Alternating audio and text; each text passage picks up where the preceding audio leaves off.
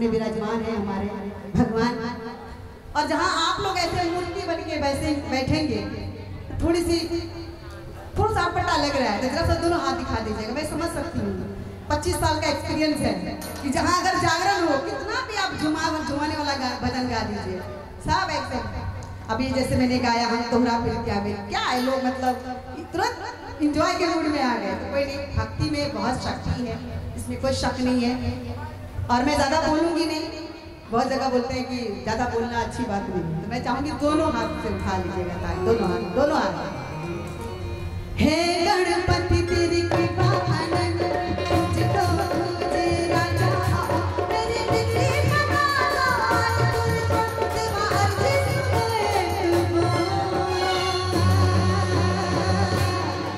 गजानन जी पधारो मेरे गजानन जी पधारो मेरे गजानन जी पधारो मेरे गजानन जी पधारो मेरे।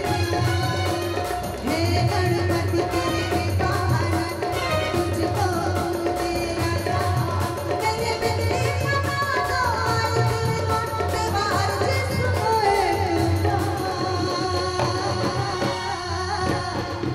गजानन जी पधारो मेरे गजानन जी पधारो मेरे गजानन जी पधारो मेरे गजानन जी पधारो मेरे गजानन जी पधारो मेरे।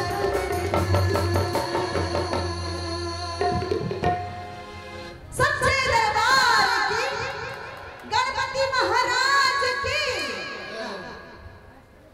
और आइए ये बहुत बहुत धन्यवाद। मैं चाहूँगा एक बार जोरदार तालियां बजनी चाहिए आप सबों की ओर से।